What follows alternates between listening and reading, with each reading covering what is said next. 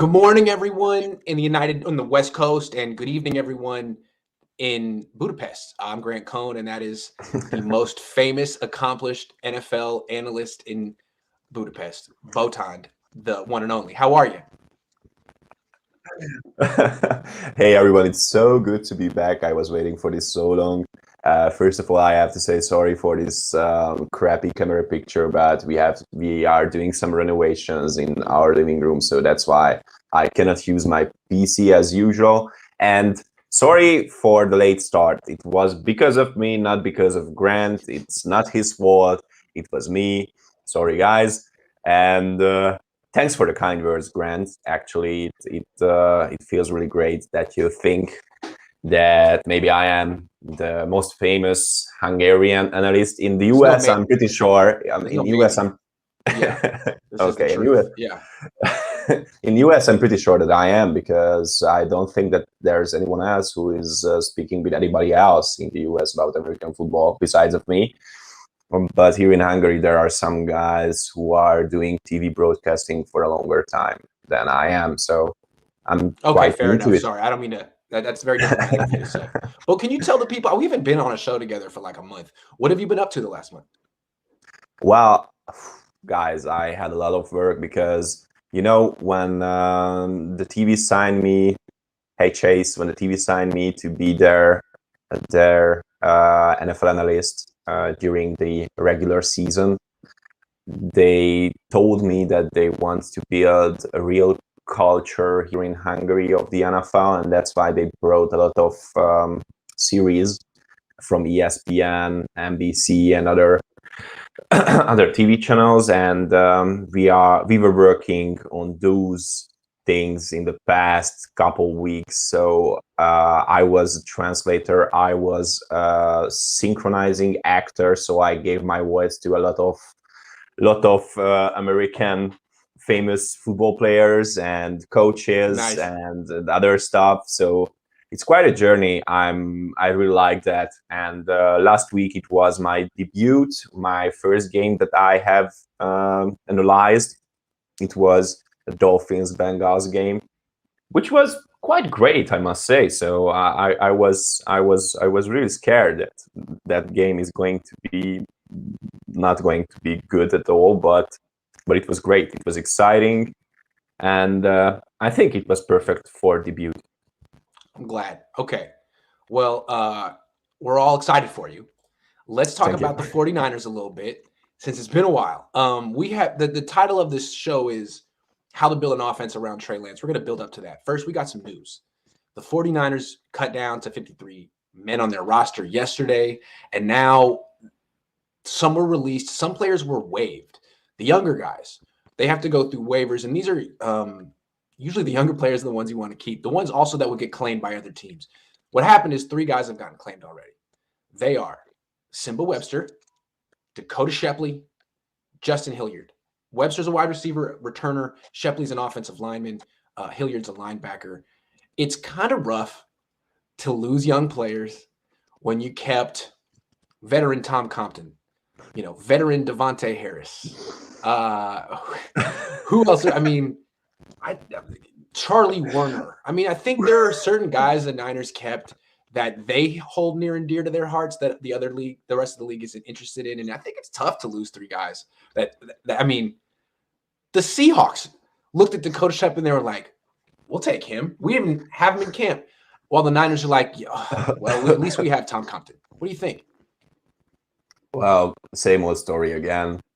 I miss it so much. I just can't stop smiling, mate. Yeah. Sorry, but this is so San Francisco 49ers, to be honest.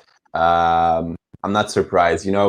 There's a tendency that if Kai Shanahan likes someone, he will keep him until the rest of his life, until he will stay at this team. There are certain people who weren't as good as these players that other teams has claimed from waiver in this day or in the past few days. So it's kind of scary for me, because these are things that prove prove everything that you have said and what I have said and what every other 49ers web zone writer said in the past couple months about Kyle Shanahan and the front office of this team. Because right now I think that the fans and some freelancer analysts and other guys around the 49ers Twitter could have done that way better than Kyle Shanahan and John Lynch, in my opinion. So, for example, who can you tell me any other name who would have kept Tom Compton in his team? Maybe the Bengals or the Dolphins, but they they would have done that just because their offensive line is in a worse shape than ours, but that's all. They could have had Shepley and Compton. I mean, I think if they had cut Compton and kept Shepley, no one's going to sign Compton. They could put him on their freaking practice squad. And if he had gotten signed somewhere else, oh, well, it's Tom Compton. He's 30-something. I mean, who cares? I just don't understand it. I feel like, look, Kyle gets a lot. I hate to be negative on Kyle. I'm not going to come down too hard because these are fringe roster players, but like he has a great system. Everyone loves his system. It's great.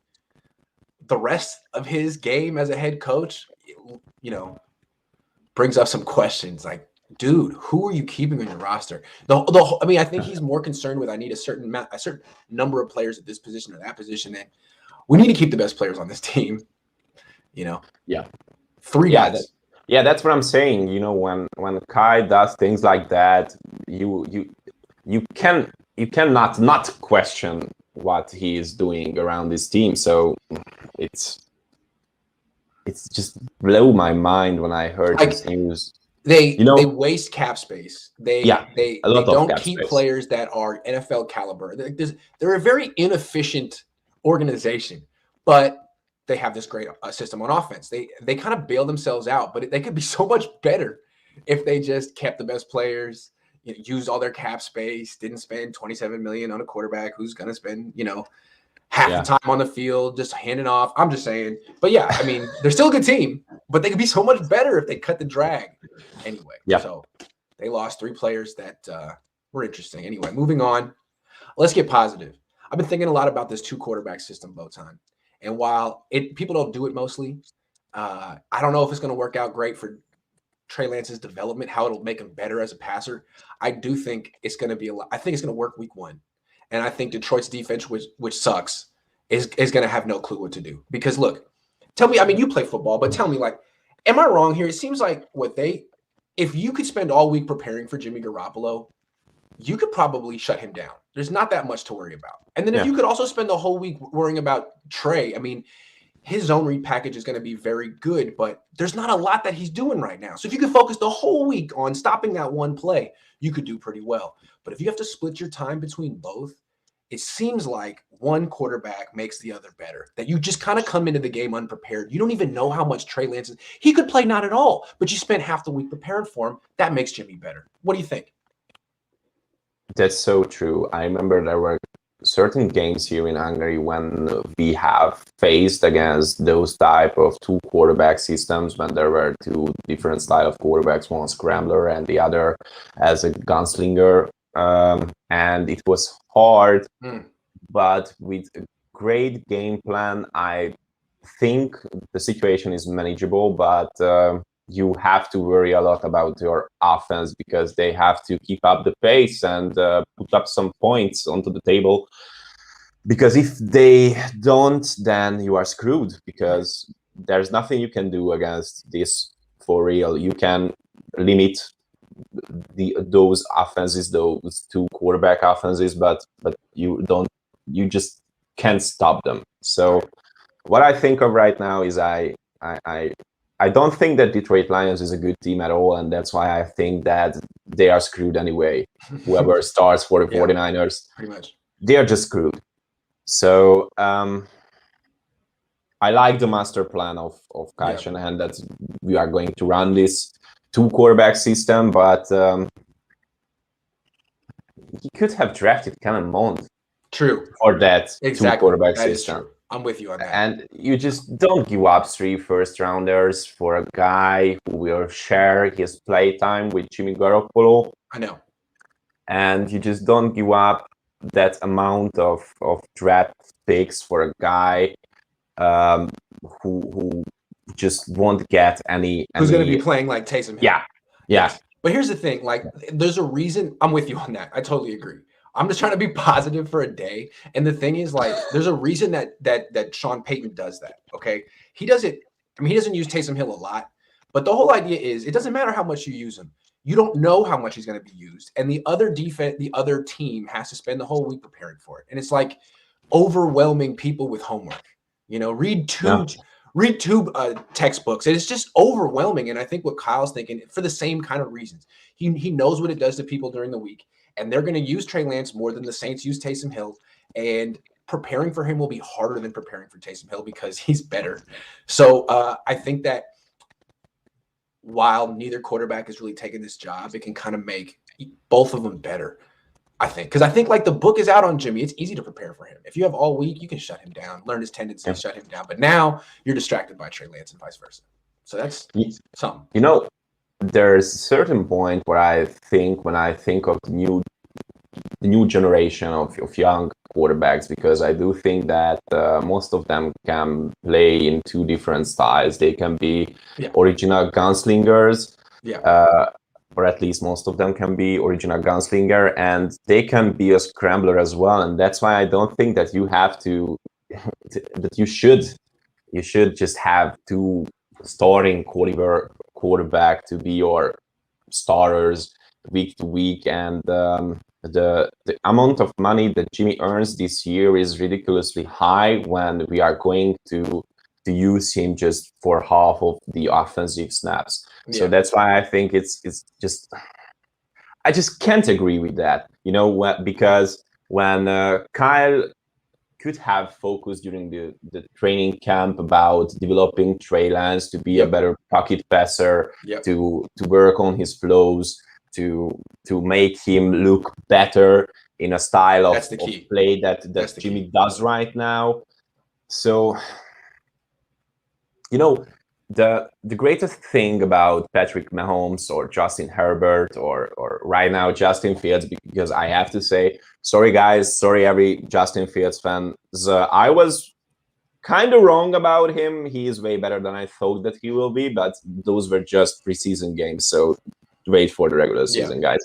So what I think right now is that I don't mind that this is the way that the 49ers should follow, because they just signed a quarterback who is going to be the future of this franchise, who can with the right training, who could have done everything that we are going to do right now with Jimmy and Trey. So it's kind of ridiculous for me, but it's just Kyle Shanahan. So I don't know why am I surprised that this happened. Let's be real clear. The fact that they traded up to number 3 for this kid and didn't even let him compete because they just decided beforehand that he wasn't ready is amazing and almost it's shocking. It's ridiculous. But okay, so you didn't even let him compete, but you're not putting him on the bench. You're playing him, and you're not really letting him throw. I mean, he's going out there to hand off and run. That being said, it's going to work. It's going to help them win, I think. It's going to help them win. It may not help him develop as a quarterback. It may be a big mistake for his long-term future, but it's going to help them win. And we got HG over here saying, no way Shanahan unlocks much before the week 4 and 5 division games. That's possible. But if he just goes out there and doesn't use Trey Lance as a runner and just goes straight Jimmy Garoppolo, how many games are they going to lose that they shouldn't? That's my question.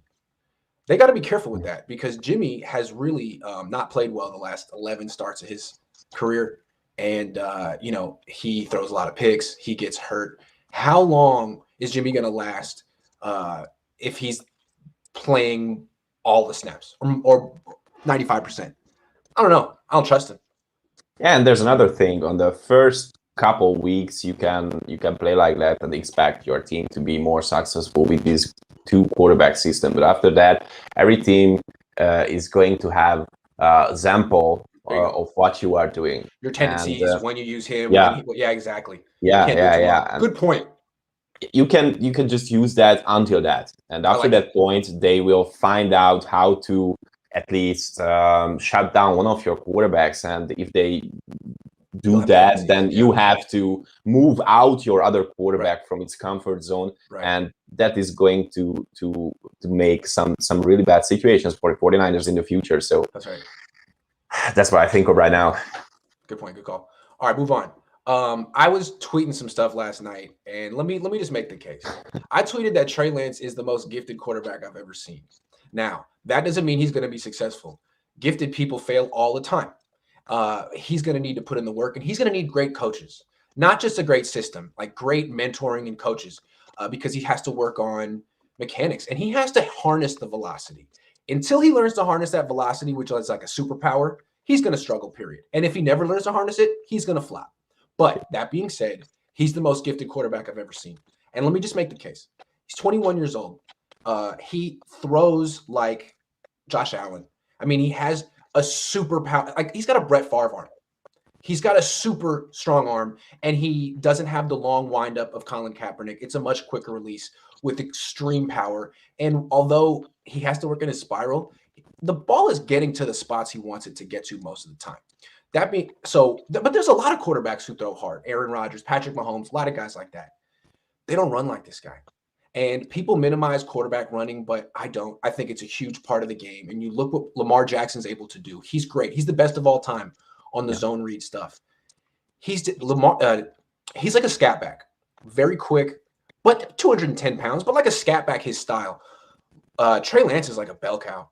He's 225, 230, and he's just as fast. And he's going to be able to run these zone read runs between the tackles real quick. The way they did it against the Raiders, they had the fastest running back in the league going out, and then like you had guards pulling back to the left, like on a counter action with the alley for Lance to run that he didn't take because they told him don't run. But he's going to be able to run that play in a different way. He's going to be more powerful. He's going to be really freaking good at that play. I think he's going to be just as effective, if not more effective, running the zone read than Lamar. And then you add in this Brett Favre style arm. I've never seen someone have that particular skill set.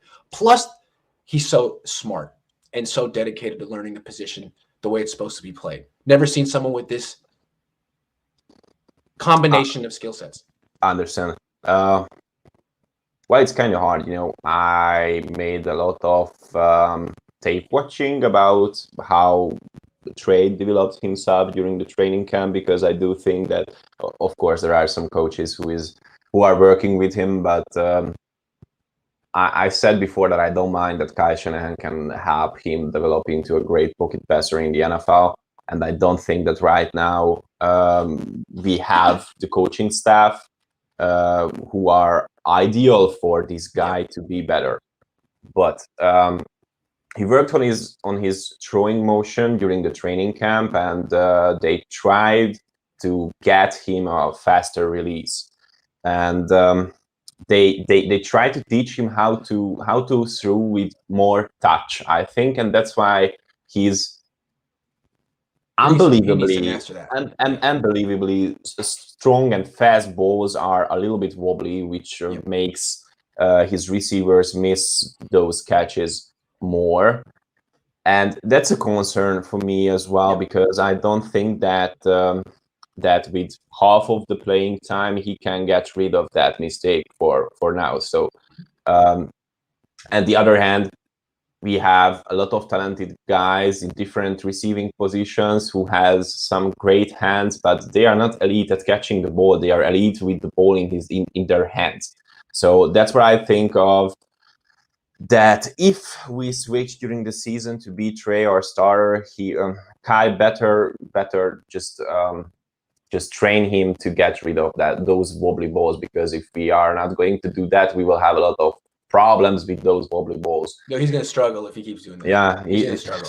Yeah, but I still think this is coachable, Botond. I think this is something that can be fixed, and I just feel like I wonder about the Niners quarterback coach in particular, because I'm there at practice. They should be. If this is his issue, every day the point of emphasis should be touch throws, short stroke throws, as I call them, as opposed to the full windup and the full power. Let's call passes that don't require that. Like, we're talking a screen throw to a running back. I don't want you to take it back all the way, Trey. Show me an abbreviated short stroke throw to this running back. I want to see that.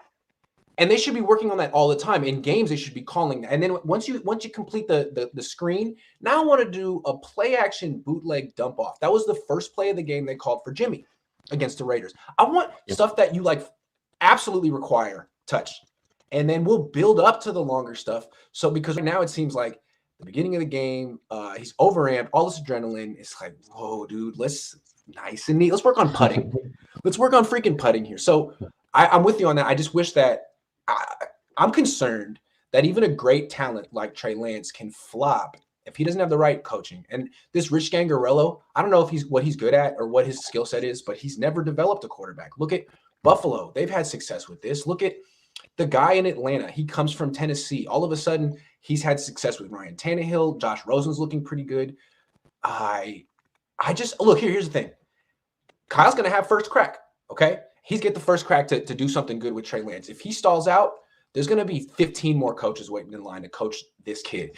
This used to be not a desirable place to coach, but Trey Lance is going to make this the most desirable place. So if Kyle flops, the guy in Buffalo would probably love to come. The guy who developed Josh Allen, who's the offensive coordinator, Brian Daboll, I'm sure he'd love to come over here. I'm not saying it's going to come to that. Kyle certainly has first crack, but he's got to make this work because this guy's way too talented. Way too talented. Well, I see your point, but on the other hand, what do you think other coaches think of Kyle Shanahan right now? Because we have talked about it before that he might be the most stubborn head coach in the NFL right now. He always does, and he always wants other guys to do what he says. And for a quarterback coach is like a curse, I think, because you want to work with the most physically gifted young quarterback in the NFL right now, who has unlimited upside. Because I do think that Trey Lance has unlimited upside. He has the most upside I've ever seen from any quarterback. Yeah, that's what I'm saying. Yeah, but when you are a QB coach in the NFL, you have to get into some kind of agreement with the head coach, and I'm not sure if there's anyone who is a great QB coach in the NFL, because great QB coaches has their own work ethic, own training routine, or own workouts that they want to move into those practices to help young quarterbacks. So do you really think that Kyle would allow new quarterback coach to bring some new things into the practices which Kyle leads during the I don't know. week? I don't know. Because I don't mind. I just don't think Kyle knows any good quarterback coaches. That's my problem with Kyle. Like, he's got a really good running back coach, a really good D-line coach, a really good linebacker coach. He's got a really great tight end coach. The Shanahans have a big network. I mean, his dad's quarterback coach was Gary freaking Kubiak, who's a great coach.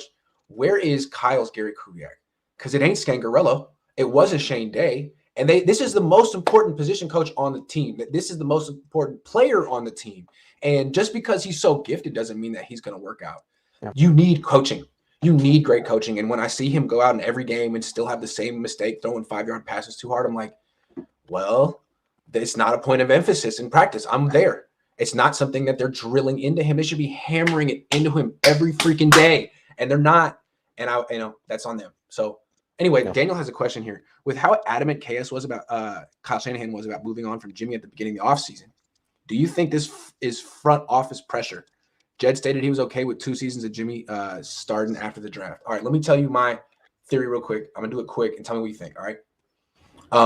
I think it's been reported from Mike Silver, Adam Schefter, Ian Rappaport, Mike Lombardi that Kyle Shanahan's first choice was Mac Jones. Traded up for Mac Jones. I think he traded up a month in advance for Mac Jones. The fan base revolted. It was going to be the most unpopular pick of all time. And it's been reported also that the front office wanted Trey Lance. So I think that Kyle Shanahan relented. I think he also liked Trey Lance, but his first choice was Mac Jones, and he relented. And so the reason he wanted Mac Jones, real quick, 4 days before the draft, there's the press conference. He's there. He's asked 2 questions about Mac Jones. First one is, can you tell fans like why it shouldn't be such an it would be, if you took Mac Jones, it would be wildly unpopular. That was the question. Why shouldn't it be? And he goes, well, if you'd be okay with the pick at 12, you should be okay with the pick at 3. That's what he said. Okay. And then someone else asked, what do you like about Mac Jones? And he said, he's a starting quarterback. Okay. Everything he said so far about Trey Lance is he's project. He's not ready. So what I feel is he's like, all right, okay, you don't want me to go with Mac Jones, even though he's the most he can take over and run this offense right now, and he can.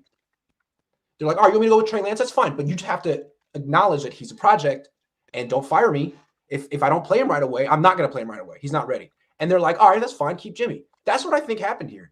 And so that's why he wasn't even allowed to compete for the starting job. Kyle's saying, look, I was right. You wanted me to take Trey Lance? Fine. But this guy's not ready. Mac was ready. That's what I think is happening here. This was his whole argument before the draft, that this Trey Lance is great, but he's not ready. Mac is ready.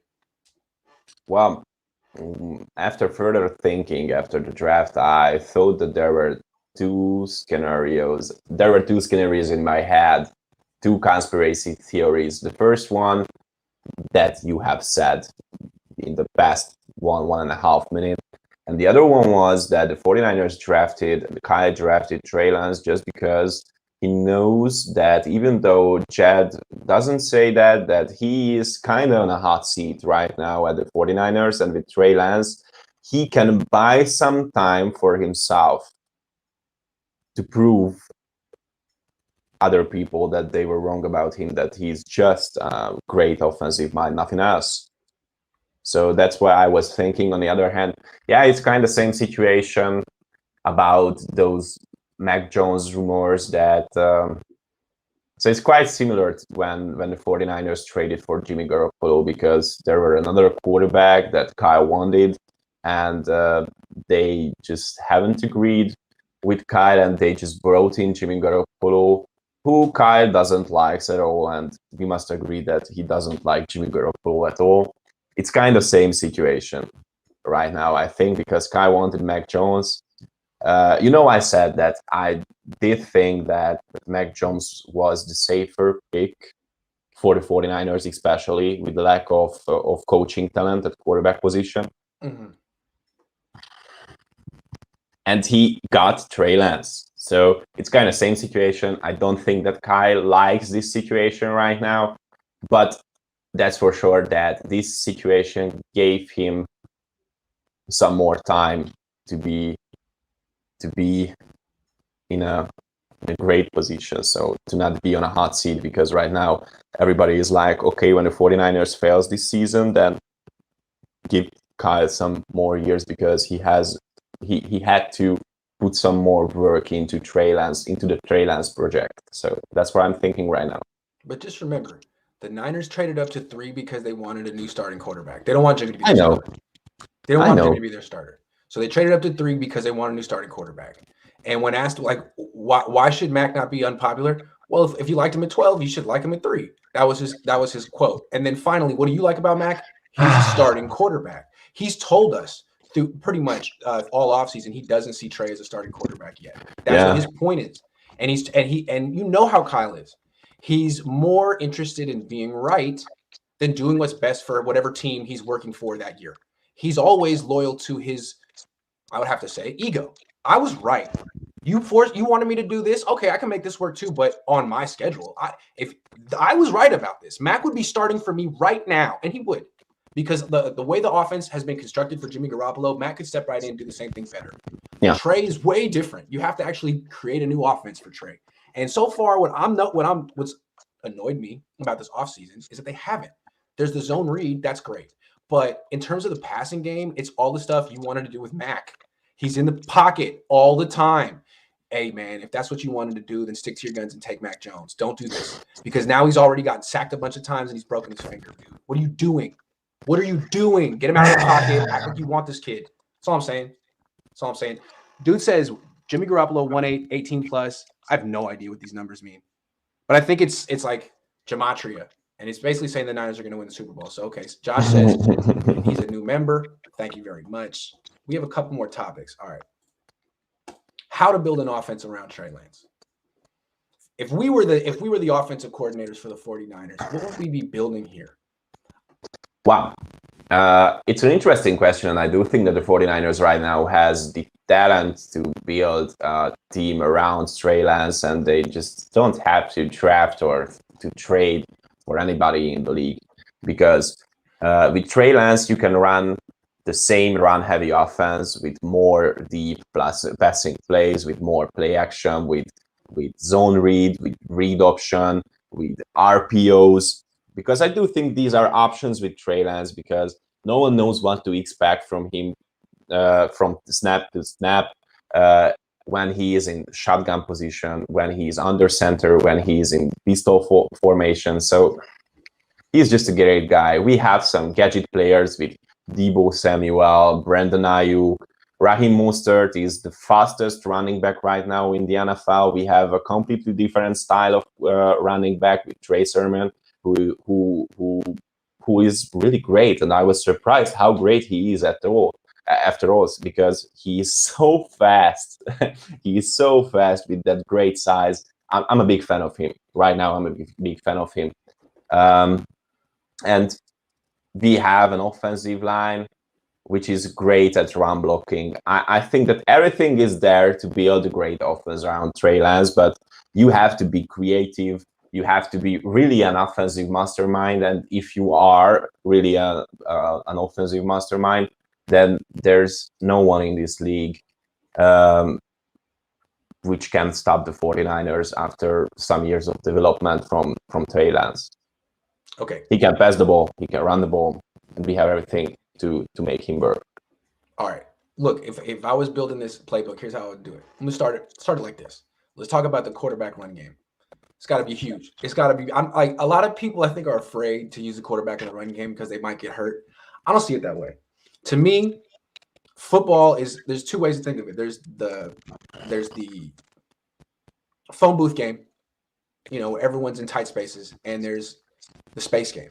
To me, the defense always has the advantage when you're playing in a phone booth. That's running between the tackles, throwing from the pocket. The defense has a million things they can do to shut you down and work together. Once you get a great athlete in space, they're screwed. So I want the 21-year-old quarterback who is built like this and can run like that to run the zone read all the time. Like, no conscience. I don't care about it. I don't care. I think it's safer than him dropping back in the. He already broke his finger.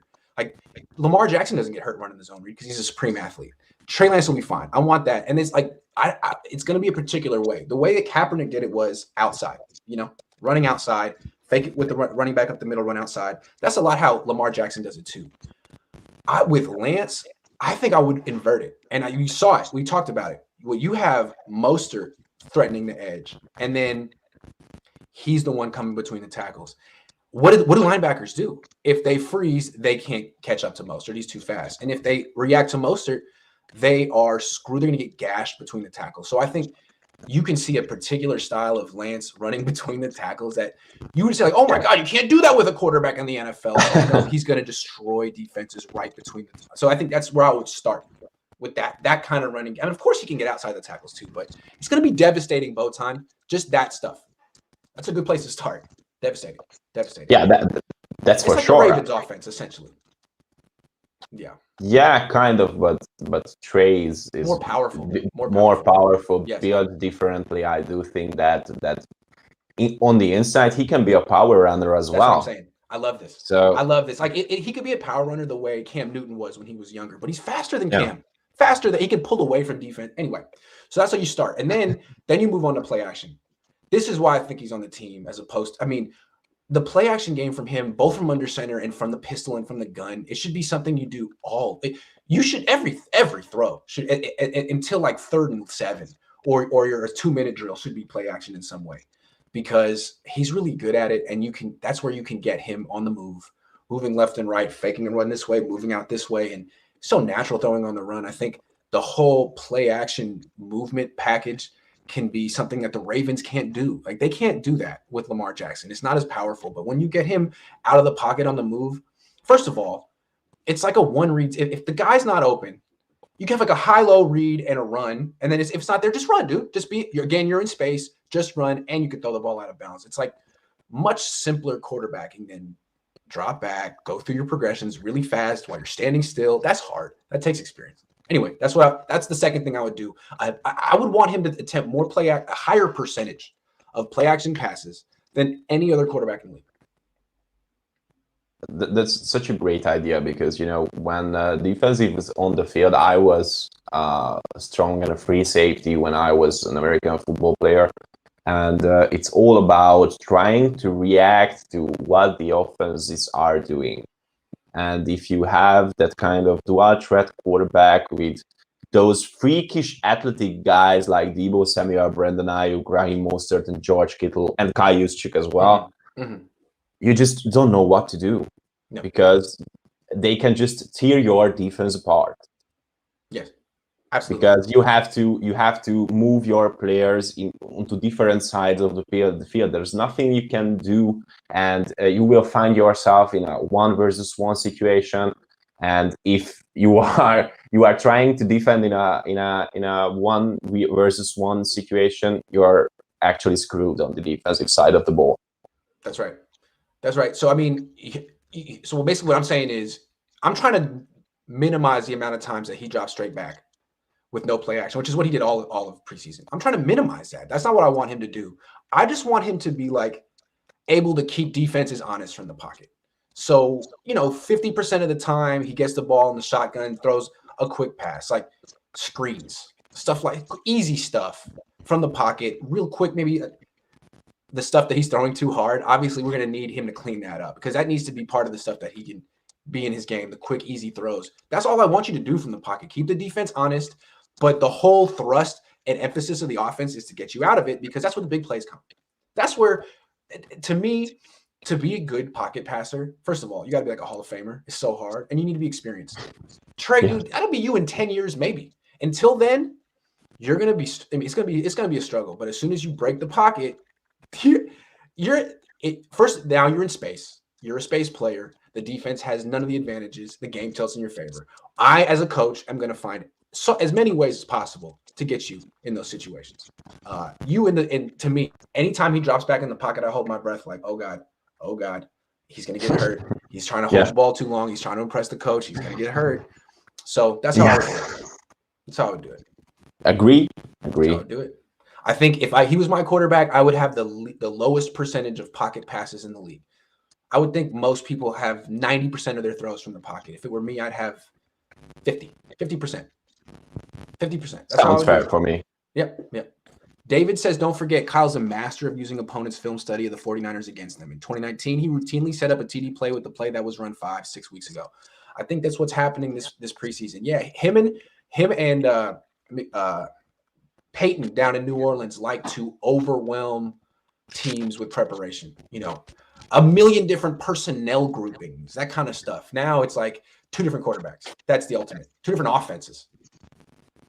Yeah, and I do think that these kind of 2 quarterbacks packages will put so much more pressure on the shoulders of the other skill positional players because they have to do other things. It will put so much pressure onto the offensive line because they just have to learn 2 different kind of playbooks. And I do think that Kyle has one of the longest playbooks right now in the NFL, and the 49ers have right now two really long offensive playbooks. So I'm quite interested in what I feel bad for players like George Kittle, man. That's going to be a lot of studying. Jared says, if your Mac theory is right, which it is, then why not take Fields? He is ready to start and has the off-schedule stuff. Well, let's think like Kyle here. I think the reason that he would have had Fields ahead of Lance ahead of Fields is the play action stuff. I mean, as long as he's going to go with one of these mobile quarterbacks, he likes the one who played under center, did the whole turning his back to the defense, play action. Also, fewer sacks in college, fewer turnovers in college. I think that's a big issue that Kyle has with Jimmy, the decision-making, the quickness. I think maybe he was wrong. I mean, it looks like Fields is really good, and maybe people were nitpicking him, including us. But I think that's why they were never really even considering him. Also, I think Kyle has I think he's prejudiced against spread quarterbacks. I don't think he likes quarterbacks that play in spread offenses, which is why I think he never really took Mahomes and Watson seriously. I don't think he took Fields seriously. He wants to see you under center doing play action like in his offense because I think he's had experience with quarterbacks that just don't can't be taught how to do it. They just freak out when they turn their back to the defense. Yeah. They turn back around and can't find the safeties or whatever. They don't want to do it. So that's what I think it was. I'd be wrong because Fields looks good so far. With the broken will the broken finger change how Lance throws, especially regarding his follow through? That, and should we be worried about him throwing more high passes going forward because of it?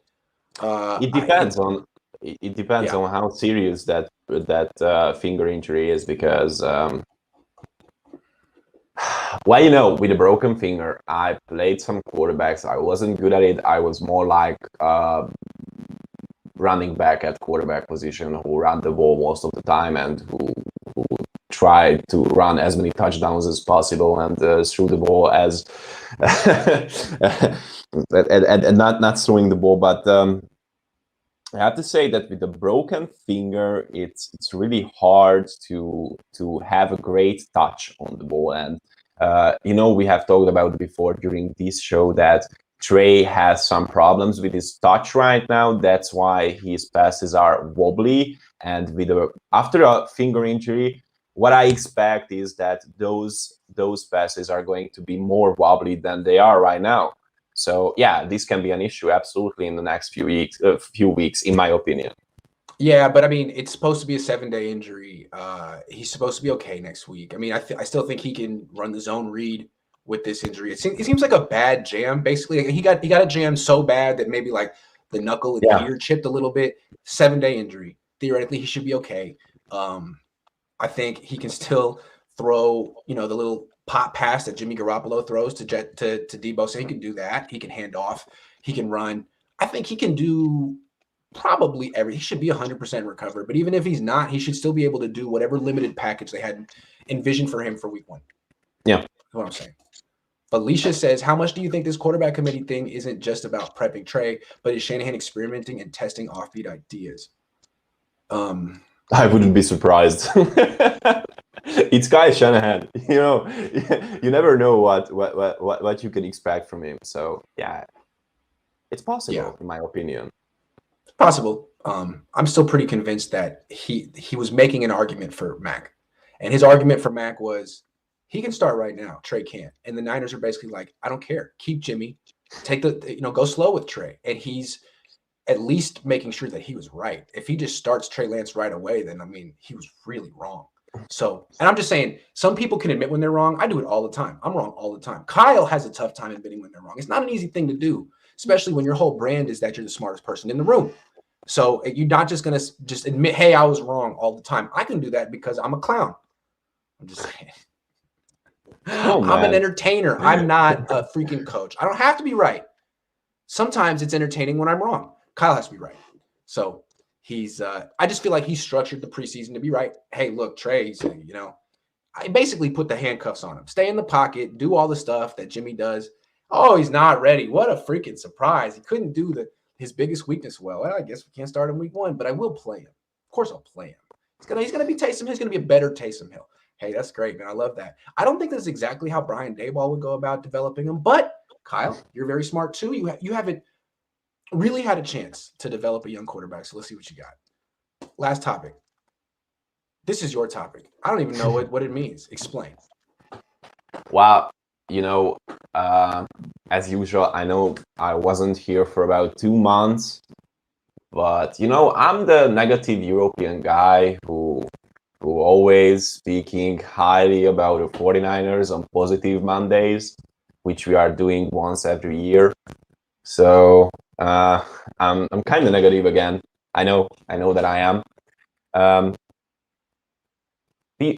Last week I was a guest in a podcast here in Hungary, and they asked me that what do I think right now about the 49ers, because that's why they invited me, because they know that although I'm an NFL analyst here, I'm more like a 49ers analyst, because I spend most of my time reading, learning about the 49ers, watching tapes and things like that. But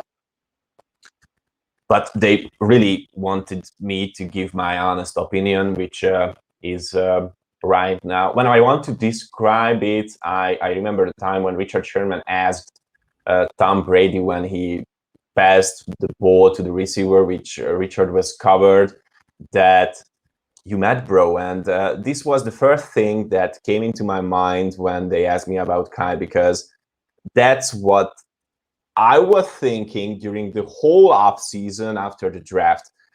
Okay, I liked our draft. Guys, you could read it on the 49ers web zone. I was quite high on most of our picks. There were certain picks which I didn't like, but there's no perfect draft. And after the cuts, after the players that we have kept, and after this ridiculous QB situation, I have to ask the question that, is Kyle really okay in his head right now, or there's some problem with it, or he didn't get his way, Botond. He didn't get his way, and this is what he does. And I guess you can spin it like, hey, okay, like I was right. Trey's not a starter, but I could make this like a quarterback committee, and if it works, I'm a freaking genius. And if it doesn't, it's not my fault because I wanted Mac Jones. Either way, I'm good. That's the way I see it. It's like, yeah, he's mad. He wanted Mac Jones, and Mac Jones is tearing it up. Like, Mac Jones is validating everything he said about him. But you know what? Organization was right. Trey was the right pick. That guy has the upside. You're a freaking offensive genius. Bring it all together, dude. It should be no problem for you, man. It should be a layup for you. You're Kyle Shanahan. This is the most gifted quarterback that's ever walked through these doors. I mean, Steve Young didn't have arm strength like this. Joe Montana couldn't run around like this. Make it work, because if you can't, there's going to be 15 guys dying, lining up to coach this kid. That's what is the good news for the 49ers.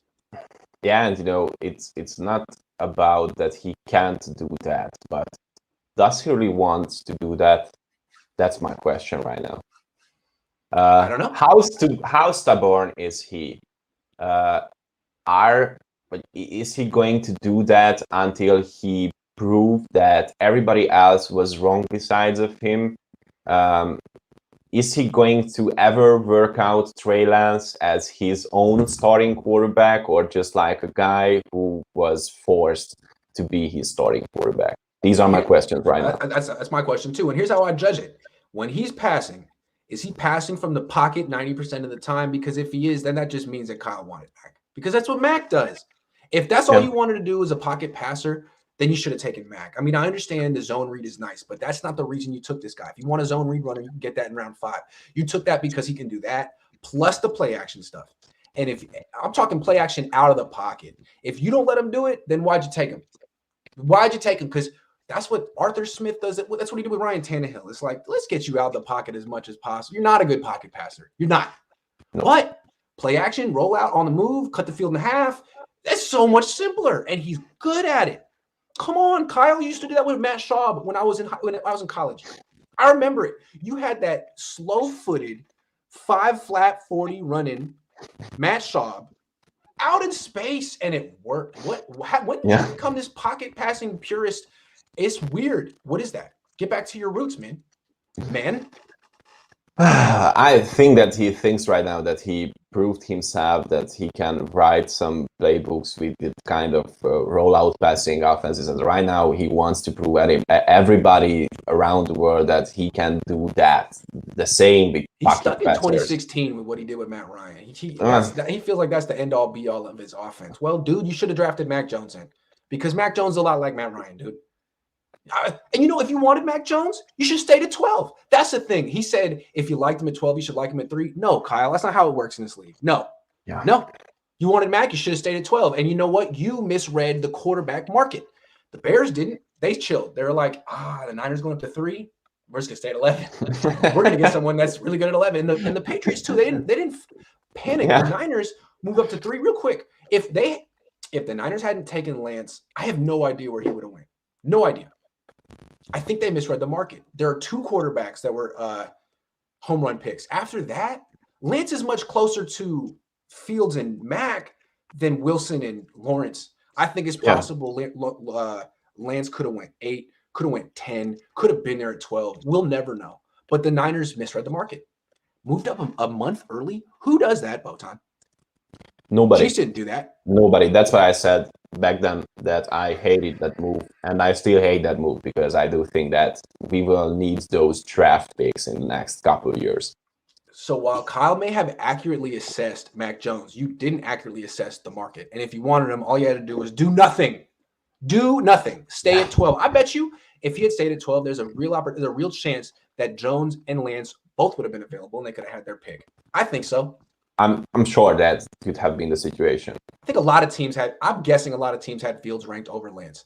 It was debatable. And look, Fields look really good right now. So again, I think the Niners, that trade up to number 3, it could work out. I really like Lance. He had, as I said, just tremendous upside, but the market's the market. And Bears knew it. Patriots knew it. Niners are in the dark. So, yeah.